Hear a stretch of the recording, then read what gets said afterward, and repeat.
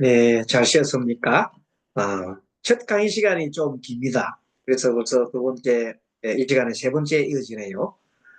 지금 하고 있는 부분은, 불의에 관련된, 불의문에 관련된 내용들을 합니다. 왜 불의문이 중요하냐 하면은, 불의라는 것은 결국 일심을 말하는 것이고, 깨달음의 궁극적인 종착역이기 때문입니다. 그래서, 불의 중도란 말을 많이 쓰지요. 우리는 중도에 도달하는 것이고 깨달음이 그 중도의 마음 상태를 우리가 본성이라 한가 청정한 마음자리라. 그 청정한 마음자리는 중도이기 때문에 아까 전에 그런 말 했잖아요. 숨을 들어 마시고 내쉴 때 숨을 들어 마셨다가 내쉬는 내쉴 때 들어 마시는 숨은 아니고 내쉬는 숨은 아니고 중간쯤 되는 점이 있습니다. 그 점을 때는 들어 마시는 데 대한 집착도 없고 내쉬는 데 대한 집착도 없고 호흡을 어떻게 해야 되는지 말아야 되는지는 생각이 없이 잠시 머무는 상태겠습니다.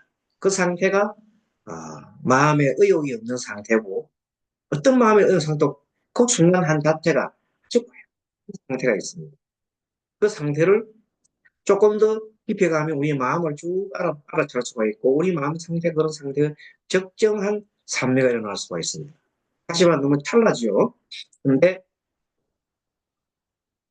그 마음을 그런 중도의 마음을 계속 면면하게 이어갈 수 있다면 아까 저게 뭐 호흡 사이에 그것이 꼭 중도라는 것이 아니라 비유하자면 그런 뜻이 비유하자면 그렇습니다. 마음 자체가 청결한 마음 상태가 고요하게 항상 어, 어디에도 끄달리지 않는 겁니다. 그러니까 심지어는 내가 깨달았다 하는 생각까지도 어, 남아있지 않는 그런 상태 무주상, 머무르지 않는 것이죠.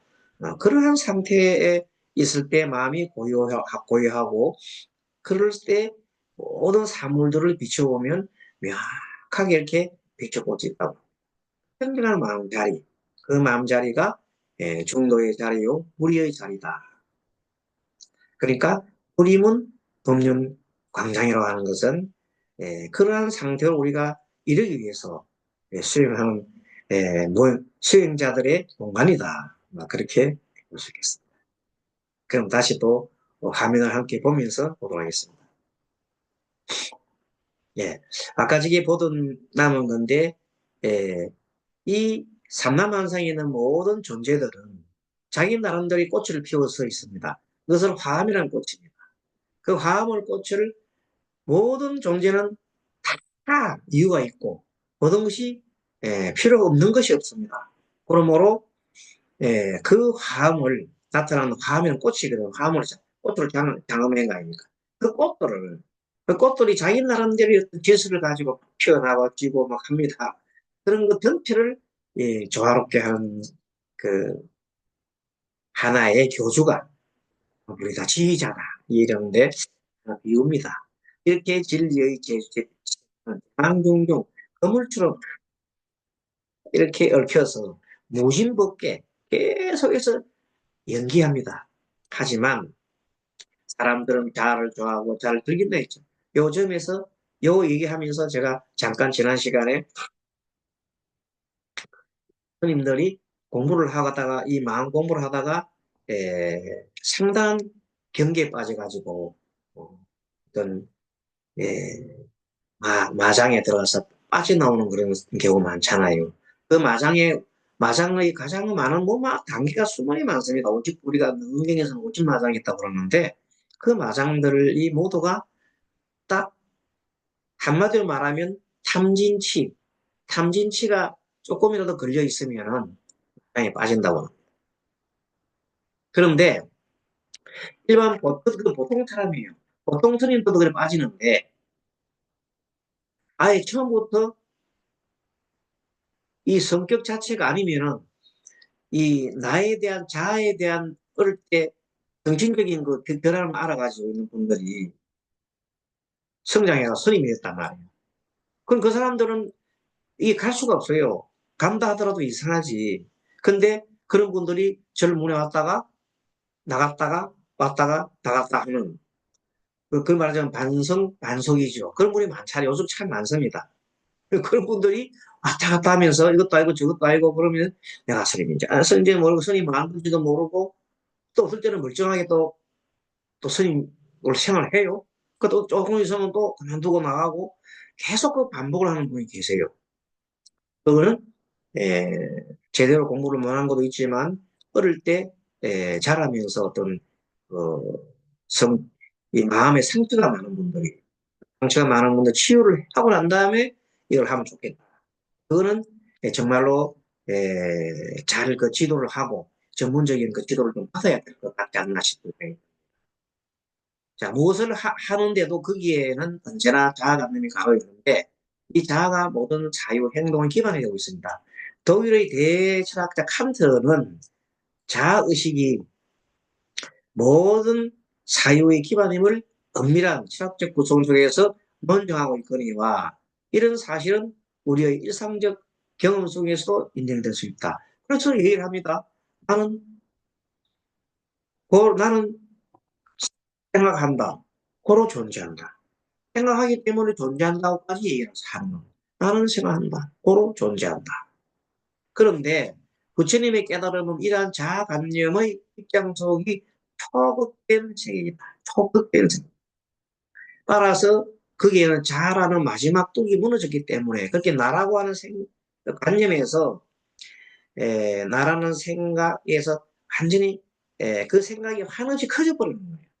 작은 생각이 멈추지 않고 다 그걸 낳았기 때문에 그 집착을 낳은 바람에 그 나라고 하는 생각이 나 한테 나 하나에 머문 게 아니라 이 우주 모두에 다 나라는 것이 다 적용돼 버린 그러니까 하나가 돼 버린 거지. 자란 마지막 뚝이 터져버렸단 말이야. 그래서 하늘는 목숨, 하늘는 빛 속에 살아가고 있다. 이 하늘는 목숨, 한없이 않는 빛이 그대로 부처님 생이다. 한없지. 그래서 부처님을 대광명이라고 하잖아요. 대광명. 부처님의 자체이다. 깨달은 사람은 자신의 본성과 깨달은 사람을 통해 살아가는 세계는 동일하다고 할 수 있다. 깨달은 사람은 깨달은 삶을 살아가요. 아까 저기 얘기했잖아요.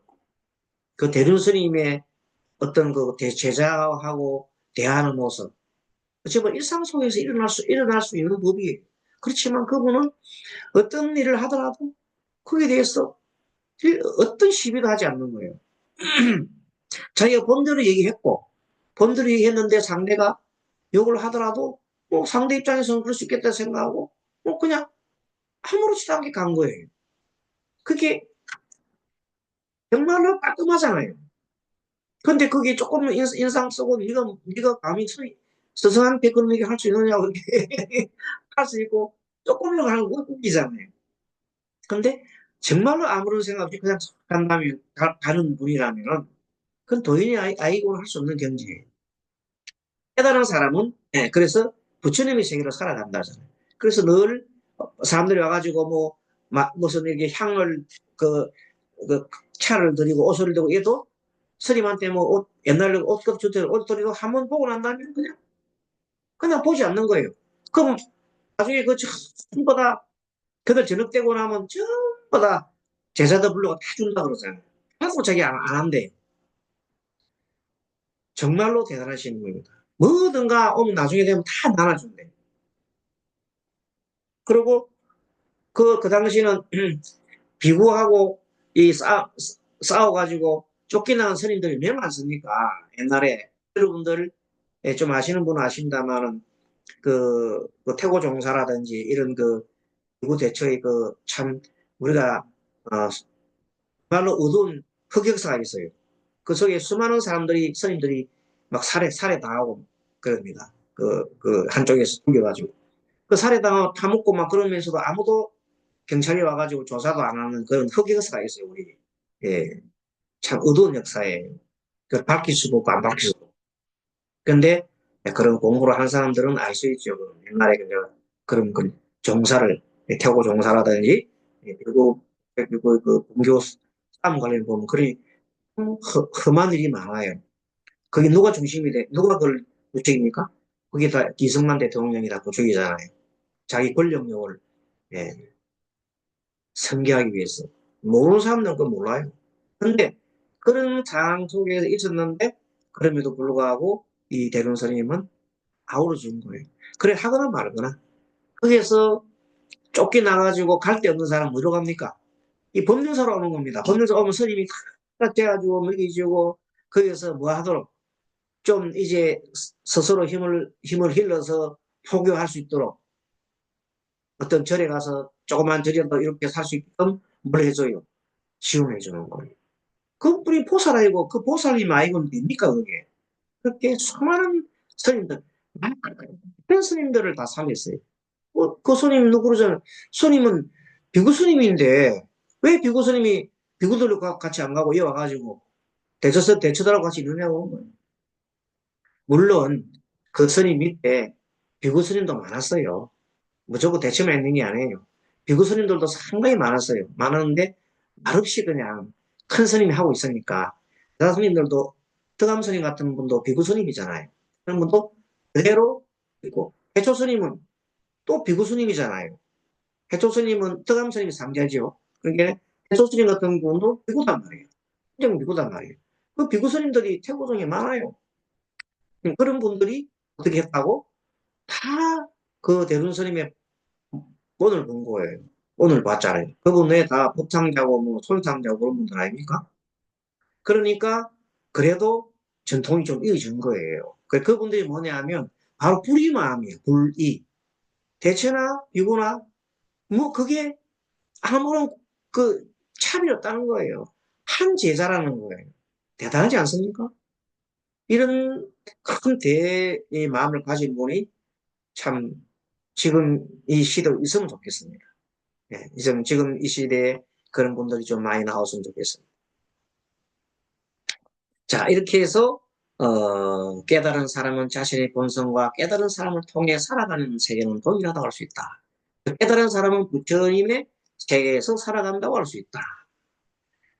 앞서 얘기했던 델포이 신전에 걸려있는 너 자신은 신탁의 견주어. 화엄경의 깨달은 세계가 세계 자신을, 세계 자신을 안에 있다.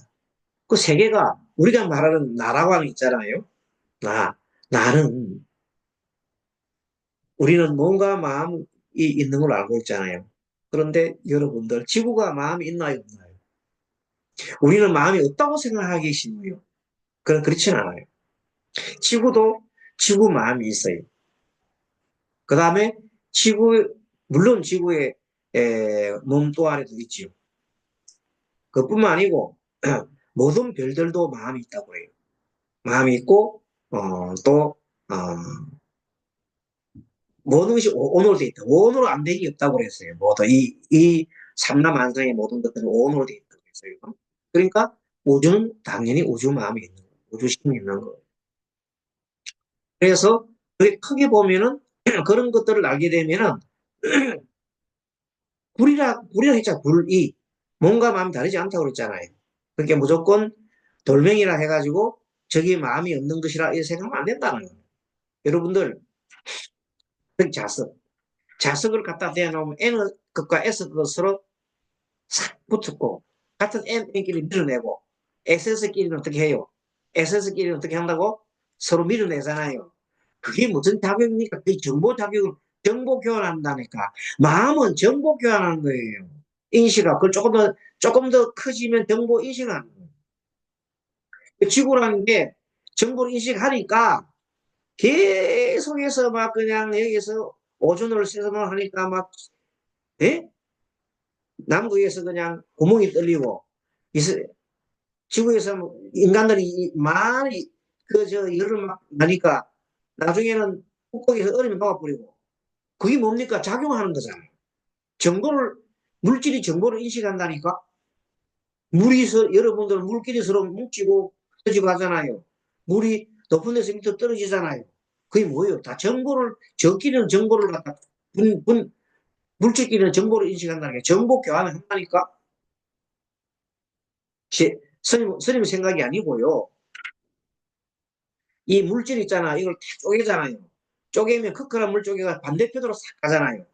그러니까 물을 쪼개면 똑같이 쪼개서 반대편으로 우주 강속으로 이렇게 반대로 탁 나가는 게 있어요. 나갈 때 한쪽을 딱 막으면, 한쪽을 막으면 반대쪽이 서요. 그걸 멀리 다 과학적 물리학자다, 과학자 다 증명을 했어요. 그게 뭐냐면, 물질도 뭐 한다? 정보 교류한다. 정보 교류가 마음이에요. 마음이 따로 있는 게 아니라 정보 교류하는 거. 우리도 정보 교류, 인식을 하는 거잖아. 인식해야 정보를 교류하잖아. 그래서 물질도 뭐가 있다? 마음이 있다는 거지. 여러분, 좀 이제, 그러면 얼굴이 좀 세상에 막 확장됩니다. 그러니까 함부로 하면 안 돼. 지구에다가 함부로 하면 안 돼. 그러면 반드시 지구가 뭘 해요? 거기에 대한 응당한 반응을 하게 돼요. 그 반응이 뭐예요? 반응이 정보, 자기 나름도 정보를 갖다 자기가 보호하기 위해서 한다니까. 그래서 지구 마음, 달 마음, 그런 마음이 다 있다는 거예요. 사람 마음이 있듯이. 우리가 우주를 닮았다 그러잖아요. 지구가 우주예요. 우주 하나예요.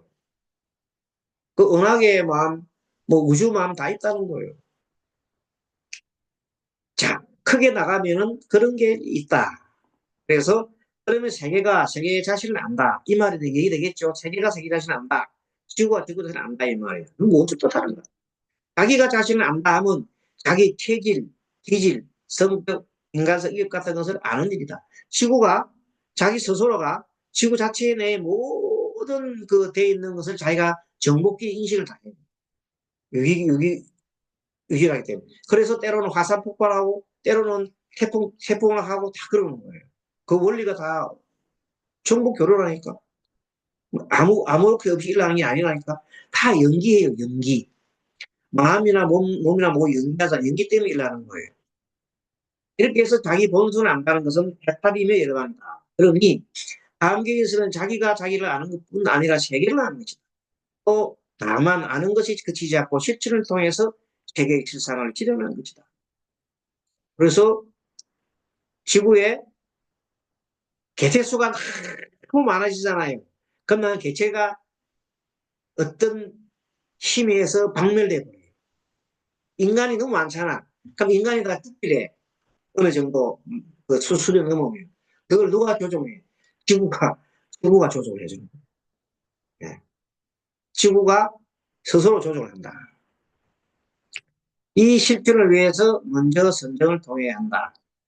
그래서 왜냐하면 선정은 심신을 가라앉혀 마음을 통일하는 것이기 때문이다. 지혜와 선정은 효율적 이름으로 지혜는 선정에 의해서 또 빛나며.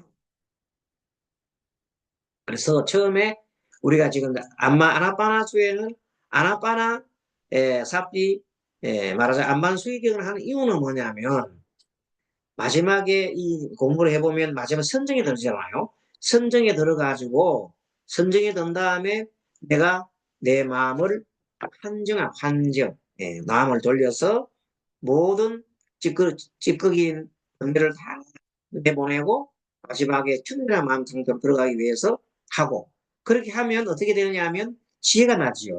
그래서 그 지혜를 터득하기 위해서 하는 그 지혜로서 나도 살리고 중생도 살리는 겁니다. 지혜가 없는 사람은 안 되죠. 지혜가 있어야 지혜가 없으면은 우리나라 대통령도 못해요. 솔직한 말로. 지혜가 있어야 대통령 하는 거. 지혜가 없이 어떻게 대통령 합니까? 그러니까 지혜가 없는 사람은 자꾸 남 탓을 해요. 남 탓하고. 지혜가 있는 사람은 누구 탓을 해요? 자신 탓을 합니다. 그래서 어, 남 탓하지 않고 항상 바른 길로 가는 겁니다. 그래서 선정은 지혜의 깊이를 더해간다. 선정이 없는 지혜는 분별지에 떨어지며 그렇죠? 선정이 없이 그냥 공부만 이렇게 한 것은 그냥 이것저것 분별만 하는 거예요. 진정한 그게 안 됩니다. 그러나 아까 우리가 뭐 했어요? 호흡 해봤잖아요. 호흡 딱 하는 순간 바로 무상무가 고를 바로 알아버리는 거예요. 아, 그렇군. 아하. 설탕 한 번도 먹어보지 않은 사람인데 설탕 맛 설명해 보려면 얼마나 힘들어요. 어. 팔만대장경 같은 책을 써서 해줘도 설탕 맛을 몰라요. 그런데 여기 설탕이다 먹어봐라 하면 알잖아요. 여러분들 호흡 수행도 마찬가지예요. 호흡을 딱 해보니까 이게 바로 무상무화고네. 너무 쉽네. 그래서 나중에 호흡 공부를 다 하고 나면 나중에 코를 만진다고요.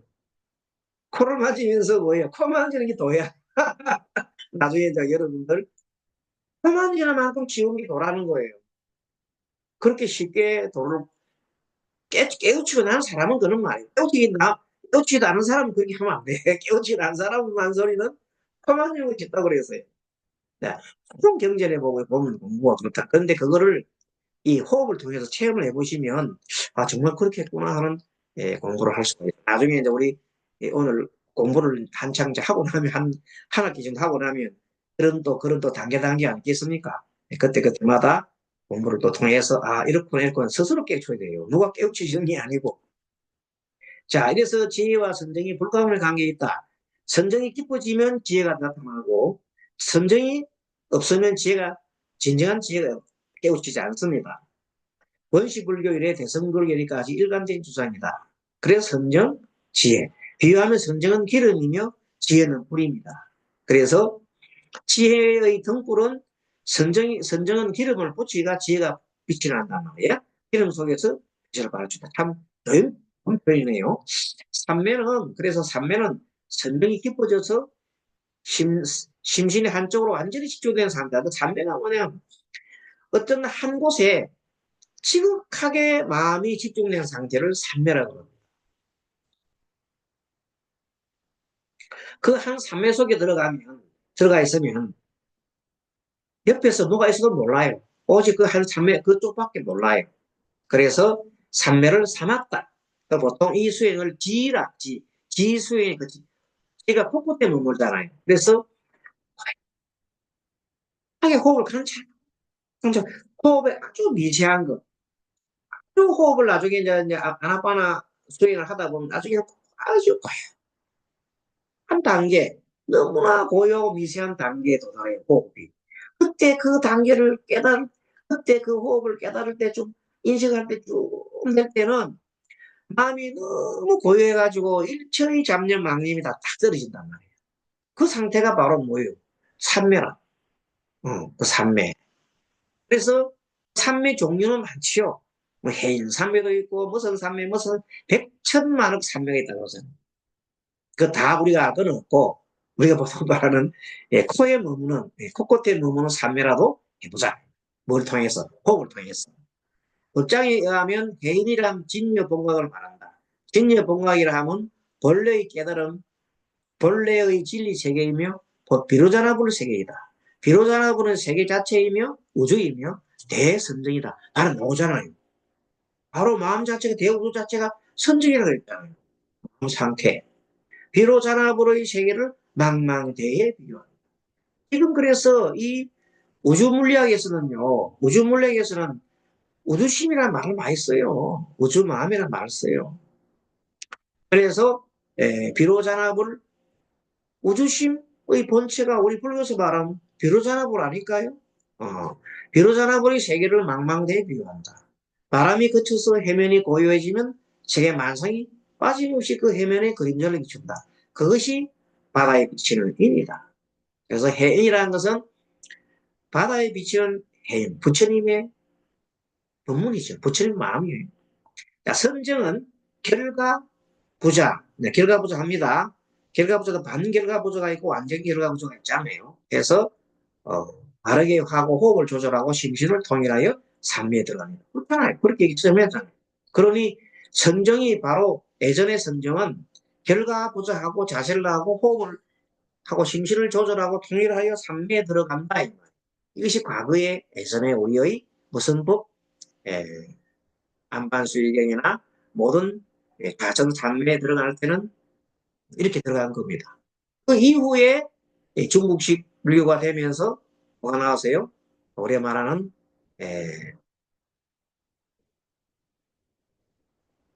선 중에서도 가나선, 가나선이 나왔죠. 화두를 드는 선이 나왔잖아요. 그것은 이 기본은 이 선정에 말하는 이 호흡, 가부좌 삼매에 들어간 것이고 거기서 좀 발전된 중국식으로 발전된.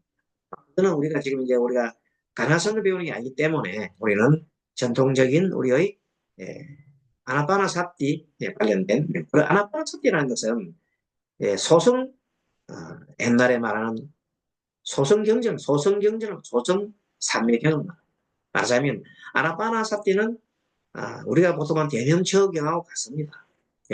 대명처경은 비파사나잖아요.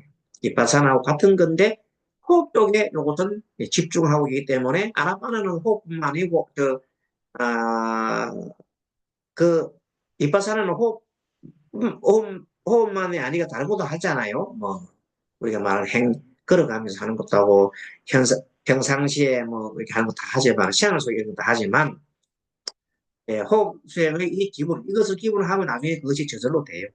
우주 자체는 연급의 옛날부터 지금까지 산매에 들어있다. 참 재밌잖아요. 우주 자체는 연급 옛날부터 지금 산매에 들었대요. 마음속에 산매에 들었다는 거예요. 그리고 이런 사실은 스스로 선정을 통해서 우주와 접하게 되면 우주의 동화가 됨으로써 우리가 인식을 할 수 있어요. 그런데 우주의 대산매는 결과부자의 심신을 통일하는 것만으로 뜻하는 것이 아니라 산천초목, 인간, 자연적 현상 모두가 산매하는 것이었다. 깨우치고 나면 돌아보면 모든 것이 다 산매예요. 그리고 어떤 일이나 열중하고 집중할 때도 다 산매라는 것이다. 모든 게 산매라는데 우리가 열중하고 집중하지 하는데 산매가 아닐 수 없잖아요. 그런데 이 산매들은 모두 우주 속에서 일어나므로 모두 우주 대산매요. 비로자나불의 대산매를 할 수 있다. 즉 우주의 대산매 속에서 독서, 수면, 번뇌, 따위 각가지 형태의 여러 산매가 비치는 것이다. 그럼 우리가 말하는 산매 중에 어떤 게 있어요? 도박 산매도 있겠지요. 그 도박도 산매가 될 수 있다니까. 그 집중하니까. 망상이 그것도 하나의 망상에 집착하는 번뇌 산매다. 백청 산매가 다 나오죠. 백천가지 산매 중에 번뇌 산매라는 거 들어봤죠? 번뇌 산매 중에 하나가 뭐예요? 집착하는 거, 사랑하는 거, 뭐 심지어는 뭐 여러분 뭐 말하기 좀 그렇지만 뭐 섹스하는 거, 다 산매예요. 그런데 자의 입장에서 보는 것으로 악녀는 번거로워지다. 번거로운 것이고 가슴을 재는 것, 괴로운 것이다. 번뇌 산매는 자의 쪽에 보면 다 마지막에 고통을 수반합니다. 여러분 그 중에 팔고 있잖아요. 사고 팔고 생로병사 다.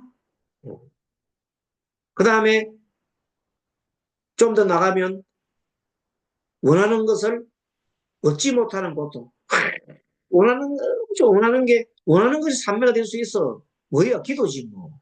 원하는 기도 산매. 그래도 이루어지면 좋은데 이루어지지 못하면 어떻게 돼요? 고통스럽잖아.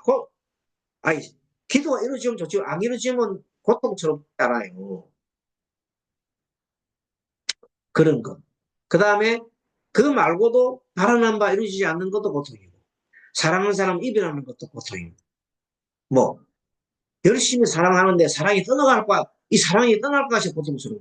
사랑할 때는 사랑할 때 여러분 다 눈에 보이었다. 눈에 보이지 없으니까 자기 나름대로 번뇌 삼매 드는 거예요. 자, 삼매가 뭐, 멋있는 삼매 믿는 게 아니라 번뇌도 삼매가 된다. 예. 가슴 내는 것도 삼매, 괴로운 것도 삼매, 고통도 삼매야. 엄청 아픈데 마음이 가까이 있으면 그것도 고통 삼매야. 화를 내는 것도 삼매. 지난번에 그 서부 법원에서 막 애들 가서 막 데모 그 가서 막 불지르고 하잖아요. 그 삼매야. 생각이 삼매 안 들어가면 그지 못해. 근데 이 아이는 삼매 들더라도 좋은 삼매를 해야 되겠죠. 좋은 삼매를 해야 된다. 그럼 마약 같은 삼매하고 그런 가면은 안 된다. 그러나 이 사실을 거꾸로 바꿔 생각해보면 앞서 우주 속에 일어나는 모든 것은 비로자나불이고 우주 자체가 대산매 위에 떠 있다 그래서. 그런데 우주 산매의 대산매 위에 우리가 하나의 그림자에 불과하면 우리는 그 속에서 번뇌도 일으키고 인연도 일으키고 울고불고 하고 한다는 거예요. 모든 것이 집중된 상태. 그 집착, 번뇌에 빠져 있으면 그 사랑이 집착하면 그 산매야.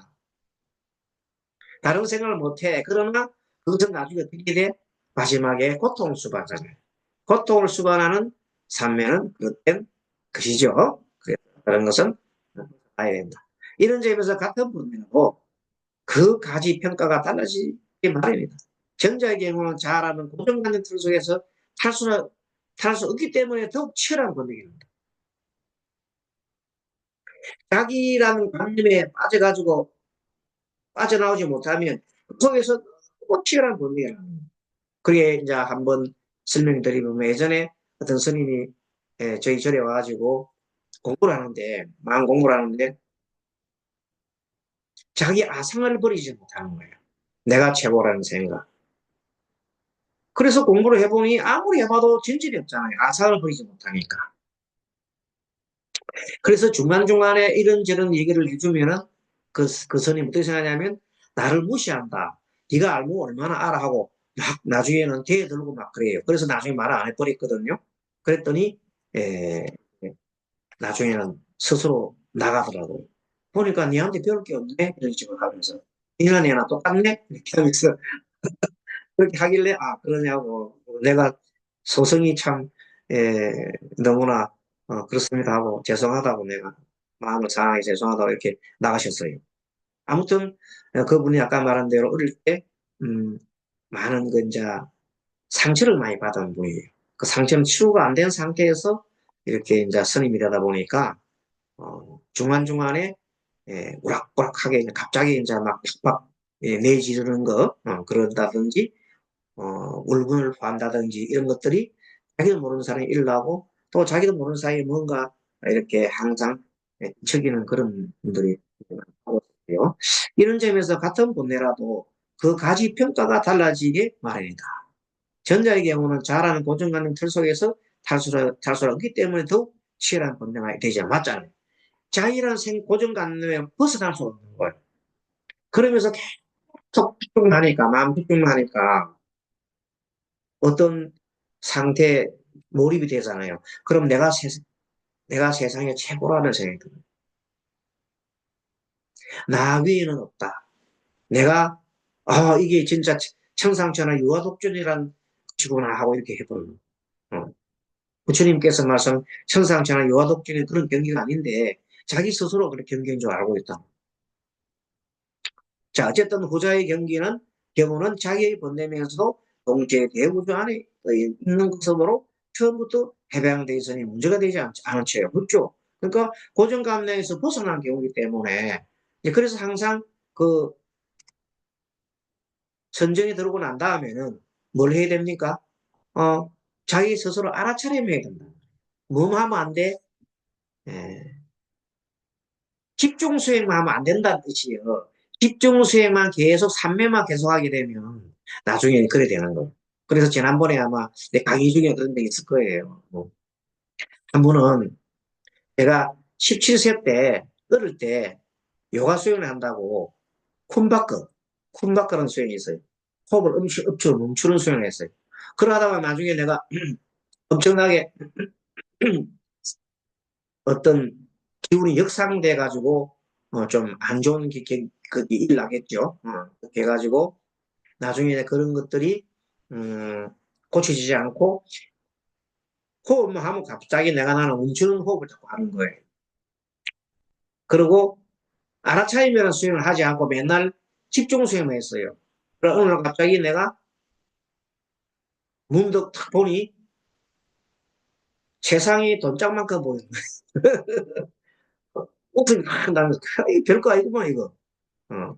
모든 것들이 내 발 아래 있구만. 이렇게 생각하고, 내가 이거 이제 드디어 내가 이제 도를 깨우치는 것 같다. 이렇게 생각하고, 스님 되기 전이나 하는 소리예요. 스님 되기 전에, 스님도 되기 전에, 내가 이제 그 사 때 이제 그런 경험을 했다. 그러고 난 다음에, 내가 다 깨달았구나. 더 이상 그 옛날 책 속에 나는 무학이구나. 배울 것이 없구나. 이렇게 생각하고는 이제 껄껄껄 웃으면서 지팡이를 하나 짚고, 내 동생 스님이, 누님 스님이 있어요. 또 가가지고, 비구니 스님 가가지고, 놀래가지고, 갑자기 찾아왔잖아요. 속가의 동생이 지팡이 짚고 왔어요. 너무 놀래가, 아니, 왜 이러지? 제가 막, 미쳤는 줄 알고 놀래가지고, 아, 스님들 공부하신 데가 오래됐지요? 얼마나 됐어요? 한 20년, 한 30년 다 돼가네요. 아직도, 그런데 깨달았어요? 못 깨달았어요? 못 깨달았죠? 아직도 못 깨달았다니. 나한테 배우면 3일 만에 깨우쳐 주겠어. 그랬더니 갑자기 그냥 차비 주면서 빨리 집으로 가라 가는 거예요. 그래서 헐헐 오면서 저 중생들이 나를 몰아보는구나. 이제 슬슬슬 또 동생한테 동생도 스님이 스님 가가지고 스님 스님 이제 얼마 돼서 저한 20년 됐어요. 그래요? 그럼 지금 이제 돌로 깨끗겠네. 아이고 뭘 아직 너무 깨끗었어요. 아니 그렇게 20년 해도 돌을 못 깼단 말이에요? 어. 내한테 배우면 삶이라고 삶이라고 덕도 주겠어. 아이고 뭐 덕도나 말하지 안 하겠습니다. 그냥 가십시오 하면서 뭐 차비주가 또 막 덕더미를 보는 거예요. 그 지방지 올라오면서 어이 저것들이 나를 못 알아보는 거 하면서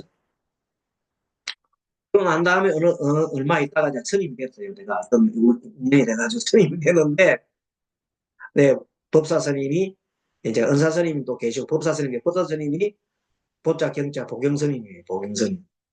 보경 스님도 찾아가서 인사할 때 여쭙고 하더니 내가 얼굴 치 보더니 자네 능경 봤는가 그러더라고. 아, 능경 못 봤는데요? 허허, 아직 능경은 못 봤어. 빨리 공부하게 필요해. 그때부터 능경을 봤더니 능경을 막, 난 공부는 좋아하니까 봤더니 막 그 속에 막 오십마장이 막 나오는데, 야, 그 속에 내가 그 단계에도 다 있더라고요. 하하, 내가 아직까지 요 단계도 못 넘은 중놈이 예, 내가 깨달았다고 했으니 참 아이고, 기가 찼다. 그때 중도 아니지, 그때는. 그때 그 사진. 그래서 기가 차더라고요, 내가. 얼마나 그 얼굴이 빨개지고, 뭐 나중에는, 아, 진짜 너무 막 그냥, 그때부터 이제 내가 이제 알아차린 공부 있잖아요. 예, 알아차린 공부를 하기 시작하고, 그 다음에 제대로 된 공부를 이제 하고, 감진치를 벌여야 되는 공부를, 진짜 공부를 하게 돼 있어, 그게 스님 되고. 스님 되기 전에 한 30년, 40년 돌아다니면서, 온 것이 기술은 기술을 한다고 돌아다니 뭐 중국 천태산으로 뭐 미국으로 어디로 돌아다니고 막 그랬어. 근데 다 헛것이어서 그게 나중에 돌아보니 근데 헛것인데 이 공부를 하다 보니 그게 나중에 도움이 되는 거야. 뭐가 도움돼요? 삼매는 빨리 들잖아. 다른 사람은 삼매들이 어려운데 나는 삼매 집중이 쉽게 들 수밖에 없잖아요. 그 공부를 해서니까. 그러고 이제 알아차림 공부를 하니까 공부가 좀 진척이 있다. 그래서 안반수견도 공부해보니까, 아, 그런 내용이 있구나 알았어요. 자, 우주 속의 모든 존재는 무상하기 때문에 그 번뇌에 집착할 이유가 없다. 우리가 생각하고 말하고 행동하는 모든 것은 해인산매에 비추어진다. 이것은 스스로의 경험이면서 동시에 비로자나무의 대산매의 범위다. 이것이 바로 해인산매요 하미경에 대해 선정이다. 그러므로 하미경의 기본적인 세계관은 해인산매다. 그렇습니다. 그것은 우주 삼라만상의 우주 자체의 대산매, 묘사불의 대산매 속에 그림자를 들이고 논일고 있다. 그래서 우리가 공부를 해야 됩니다. 공부를 안 할 때는 아까 제처럼 그렇게 30년 동안 떠돌아다니면서 그것이 단줄 알고 돌아다니는 거예요. 나중에 그 선지식을 만나가지고 책을 보라는 법타 스님께서 나한테 책을 권유해 준 거는 정말로 귀하고 귀함이 일이에요. 누가 그걸 해주겠어? 필요한 걸 얘기해줬지. 그래서 이름을 정인이라고 하지, 정인. 왜 정인이라? 법포를. 발을 정자 도당시 이제 이제 그 삿된 그런 걸 가지 말고 이제 또 바른 도당 찍으라고. 그래서 그 뒤로 내 삶이 바뀌어 버렸어. 그 전까지는 좀 신비한 거, 뭐, 이런 거, 뭐, 사주보고, 뭐, 이런 거, 뭐, 신비한 그런 거 내가 독자였거든. 그쪽에. 이름이 있잖아요, 그쪽에. 근데 나중에 그게 다 얼굴이 벌겋게 되면서 내가 그게 다 쓸데없는 지식으로 하나 알았다. 그래서 이제 다 버려버렸어. 따라서 우주 안의 어떤 사물이라도 그 자신의 고정적인 근거를 지니고 있지 않다. 모든 존재는 저마다 이 대삼에 의지하여 그 바위 위에 떠돌아다닌다. 그리고 무엇이 존재한다는 것은 그것이 대삼면이 있다는 뜻이고 그것이 대삼면을 반영한다. 대삼면은 이렇게 대삼매가 우주삼매를 말하죠. 대삼매. 우주만큼 삼매를 말해요. 비록 그 몸은 대삼매 속에 일어나는 것이 바로 불이야, 불이. 불이. 예. 한데, 이제 공부를 합니다. 여러 가지 경험이 많은데, 공부를 하다 보니까 하루는 그 연불을만 했고, 연불을 엄청 정진하다 보니까 이제 그 서강물입을 정진했지. 서강물 정진하다 보니까 하루는 그, 이 내물, 영상에 또렷하게 부처님께서 여르사의 그 인도의 그 길을 80 노구로 이끌고 흐르져 가는 그 사라수 쌍서 나무로 가는 그 모습이 보이는 거예요. 물론 뭐 내 상상이겠지만 어쨌든 간에 그 모습이 뚜렷하게 보였다 이 말이에요. 그러니까 그걸 보니까 너무 감격스럽고 그 위대함이 막 눈물 뚫뚫 흘리고 막 이러면서 어? 아, 스가모니 부리라고 막 그냥 울고 막 버리지. 감정이 이제 풍부해가지고. 그래갖고 한참 울고 나니까 온 삼천이 이제 말하자면 하나예요. 온 삼천이 우주도 하나, 뭐 우주도 하나고 삼천이 그런 자 마음이 드는 거야. 보니까. 그러고 나니까 내 마음이 엄청나게 또 한 점프 하는 것 같아. 마음이 이런 마음을 보고 우리가 바로 불이 마음이라는 거고. 그런대로 그 확실한 불인지는 모르겠어. 어쨌든 간에 나름대로 그런 마음이 들면서 또 한 점프하고 생각이 달라지더라고요. 음. 그러면 밤삼매를 통해 인생을 어떻게 살 것인가? 밤이라는 꽃으로 꾸민다는 뜻의 비유다 하는 보살의 모든 실천 행위를 비유한 것이다. 보살이란 즉 깨달음의 진리를 구하고 실천하고자 노력하는 사람이다. 밤삼매는 보살의 행위가 완성되어 간 과정을 나타냅니다. 인삼매가 비로자나불의 세간이란다면 밤삼매는 그 세간에 의해 보살의 인생관 또는 인생 행로를 나타내는 것이다. 그래서 중요한 게 뭔가 합니다. 그때부터 이 우리 대륜스님도 대륜스님도 이제 화엄 다 공부하셨잖아요. 그리고 화엄 공부하시면서 그냥 공부한 게 아니라 호흡 수행이라든지 이런 수행을 옛날 보면 수행법이 다 있어요. 그 수행법을 통해서 나름대로의 이제 정리를 하시는 거예요. 딱 보니까 나름대로의 어떤 뭐가 들었겠어요? 아까 말한 불이 마음을 일단 터득을 하신 거예요. 그러니까 내가 깨달은 이 내용을 내만이 알고 있으면 안 되겠다. 이거를 많은 분들과 나눔을 해야 되겠다는 생각을 합니다. 그래서 이제 40대 중반에 40대 중반에 서울 1928년인가 그럴 거예요. 1928년 중반 때 서울에 올려가서 그 법륜사 지금의 법륜사죠. 그 당시에 이제 하나 포교를 하나 어, 금강산 서울 포교이죠. 서울 포교원을 하나 냈죠. 내고 거기에서 근대 포교를 시작합니다. 그때 근대 포교 시작할 때 이 스님께서는 바로 도인이시기 때문에 어마어마히 많은 지혜가 터득했기 때문에 그런 제자들 갖다가 다그 이렇게 육성시키고 포교할 때 어마어마한 아이디어가 막 샘솟듯이 일납니다. 그 많은 아이디어를 가지고 지금의 도시 포교의 그다음에 시초를 이룬 겁니다.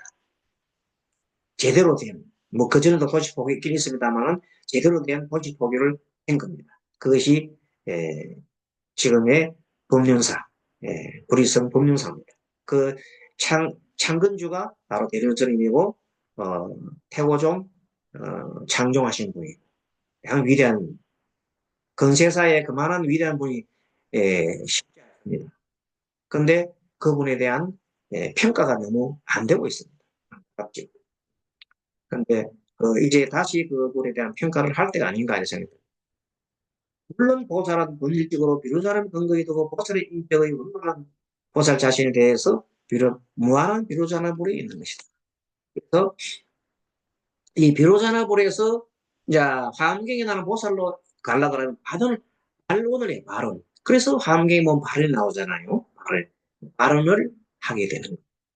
다음은 끝으로 보면 보살 행위의 완성에 나가는 과정이지만 다른 면에서 보면 그 모든 것이 비로자나불 자신의 활동에 지어야 한다. 물론 그렇게 볼 수 있어요. 다만 비로자나불 자신은 밤 안에서 침묵을 지키고 있다. 침묵 지키고 있죠. 그것은 뭐 비로자나부는 우주 자체, 진리 자체이므로 스스로 입을 열지 않고 누가 수많은 사람들이 보살들이 대신 설법을 하잖아요. 그 중에서 뭐 우리 부처님도 부다도 설명하고 많은 보살들도 설법을 합니다. 가명에 나타난 보살 중에서 대표적인 보살은 문수와 보현이지요. 문수는 지혜를 뜻하고 보현은 대비를 뜻하고 문수의 대요. 행은 보현이죠. 보현 대행. 그리고 문수는 큰 지혜를 나타내고 보현은 큰 실체를 보현은 실천이죠. 이러한 문수의 보현과 보살을 본받아서 할 대륜스님은 예, 보현행에 가깝습니다. 문수도 있지만 보현에 가깝다. 비로자나불의 세계에서 일어나 현실 사회에서 실천하면서 다시 비로자나불로 돌아가는 것이다. 그래서 마지막에 그 참 스님께서는 하루에 이 손이 문드러질 정도, 그 90노인의 손이 문드러질 정도로 연주를 얼마나 매일매일 돌리시는데 그 1000주짜리 염주를 하고 수없이 돌리는 거예요.